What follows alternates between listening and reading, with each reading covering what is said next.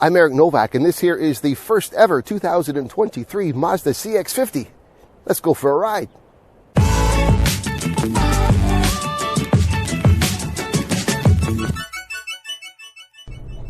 So we're in, as I said off the top, the first ever 2023 Mazda CX-50. What is it? Well, it is kind of it's very similar to the CX-5 in terms of size and a sort of a mid, some people might call it compact. I still call it a mid-size crossover SUV.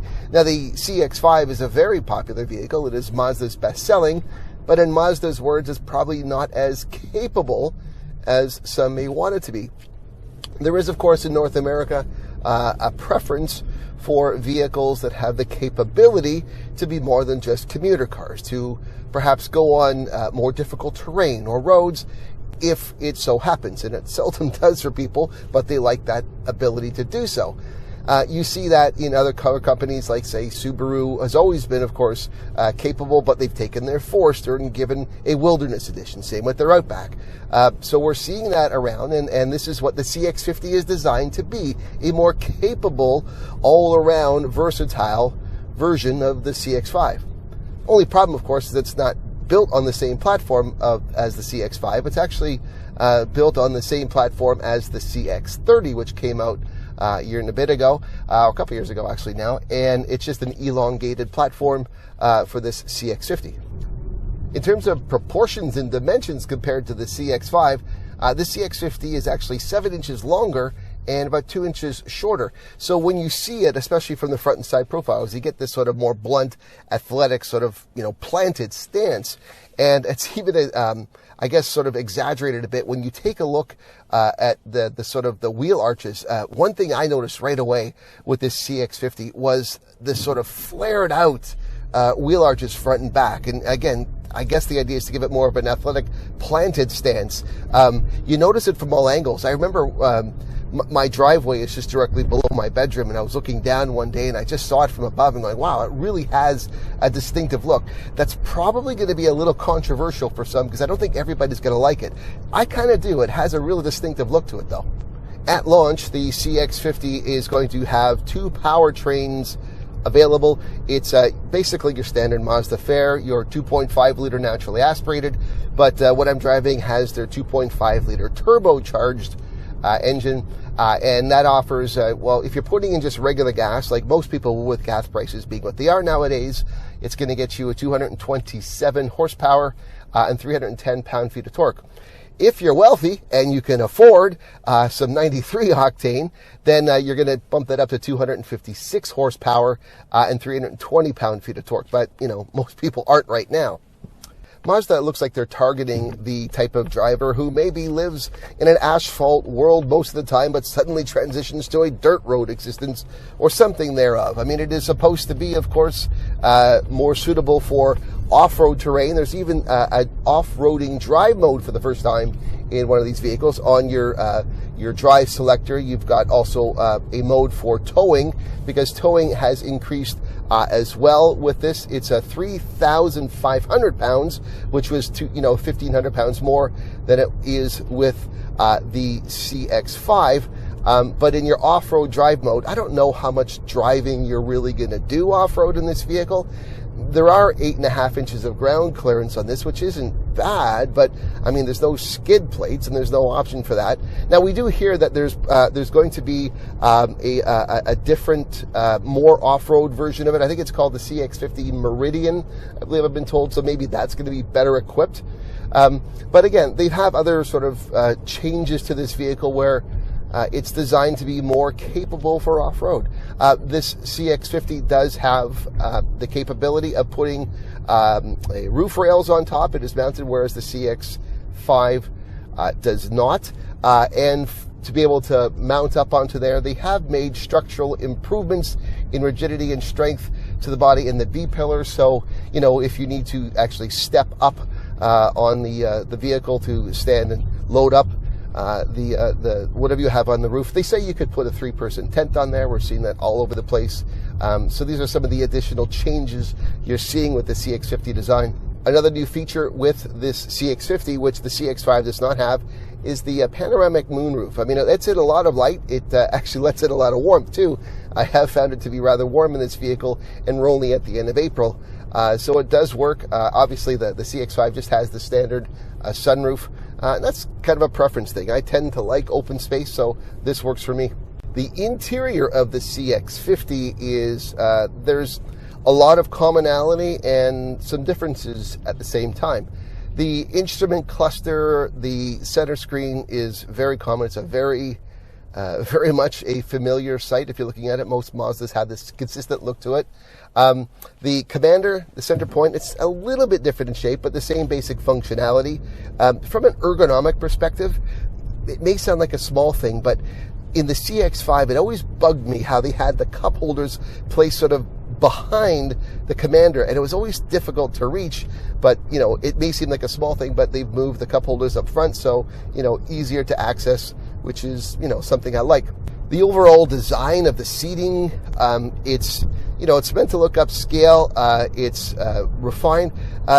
They have stitching here that looks nice. It's matched on the dash, on the interior, as well as on the seating. It's kind of a weird placement of the stitching right down the middle of the seat. It's not the most comfortable seat that I've been in. It looks nice, but I'm not sure some of the aesthetics works well in terms of comfort. There is plenty of headroom and legroom inside here, and in terms of cargo capacity, you're doing pretty well.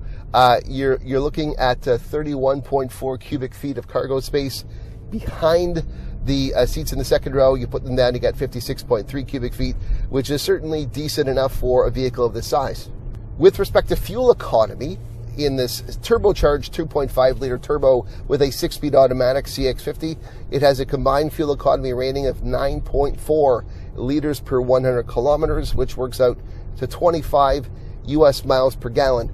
That's not great to begin with. I've never really loved the fuel economy in this turbocharged 2.5, and I've driven it in the CX-5, I've driven it in the CX-30. I mean, I just think it could be a little bit better, and I haven't even been able to achieve those ratings either in the week so far. I'm at around 10.1, I think, or 10.2.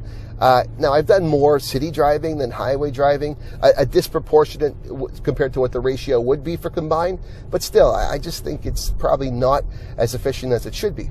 Now, while they are launching with just 2 engines at the moment, there is plans for some electrification within the CX-50. A full hybrid is committed to. They have a bit of a vague sort of future predictions as to North America's electrification strategy for Mazda. The CX-50 does have wireless connectivity to both Android Auto and Apple CarPlay. There's also wireless charging, but it's been a bit of an interesting episode for me this week with it. Now, I have an Android, I have a Samsung S21, and when I connected it the first day I had it to the wireless charger, it wouldn't work. It was showing an error message. So I looked around into the settings, it was activated, nothing on my phone that would have indicated it was not working. So I actually reached out to my PR contact at Mazda Canada, said, hey, any idea why this might not be working? And he told me that his wife had actually, who also has an S21, was having the same difficulty. Now, he has an iPhone 11, I believe it was, and he was having no difficulty. So he reached out to the product people at Mazda and even did a little bit of searching for me online and some forums. And it turns out that the problem, and this is more of an Android problem, it looks like, is in order for the wireless charging to work here in the CX-50, you've got to turn off your NFC. So, and I had it on, of course, because I would use it for other things. And once I turned it off and put it back on the charger, it worked. Very strange. Now, he was saying, my PR contact, this also happened on the new CX-9 that his family drove. So if you're in this vehicle, if you're in a Mazda with new wireless charging and you have an Android, this is something to know. You'll have to turn the NFC off in order to get the wireless charging to work. In terms of pricing, the CX-50 is priced above the CX-5 across all trims. It's a bit of a bigger gap on lower end and less of a gap so on the higher trims. I'll try to post the pricing just over top here in both Canadian and US funds. And whether this will sell, there's a question as to whether this is really necessary. And we're seeing more of this sort of making vehicles more capable. And, I've seen some precedent to it. I know this is not quite the same as a luxury vehicle, but about 6-7 months ago, I reviewed the Mercedes E450 wagon. And in North America, the base E450 wagon is no longer available. What they have instead is what they call their all-terrain version. There's this North American propensity to have that. So, whether this is a viable strategy long-term or not, it remains to be seen. I like the fact that there's choices with Mazda. I wish Mercedes would have kept just the E450 as well, like they have in Europe. But, I do like some of the styling of this. I mean, there's the, two-tone plastic cladding on the wheel arches meant to be more rugged, and some people don't like that. And there's still going to be a constituency for the CX-5. But I like the drive of this. I like the feel. I like the spaciousness, the bit of a distinctive look to it. I mean, the CX-5 is great, but I guess I've gotten a little bit tired of it. So this offers a different look and perspective, and maybe that's what people will see too. The 2023 Mazda CX-50 offers North American consumers a combination of all that Mazda is known for through vehicles like the CX-5, but in a package that speaks to the buying preferences of what North American vehicles tend to be known for on their own.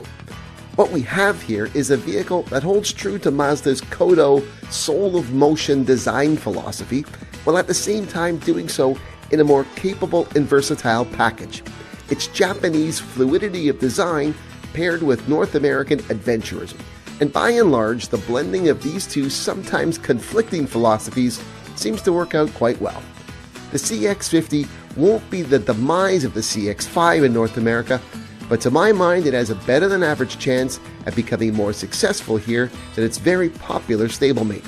I think Mazda has done their homework, and once they add an electrified powertrain offering to the mix, I see the CX-50 becoming the most popular Mazda vehicle in North America before too long. If you are not subscribed to my channel, please consider doing so, and if you are subscribed, please be sure to ring the bell to receive notifications each time I upload a new video. That's it for now. I'm Eric Novak. Thanks for watching.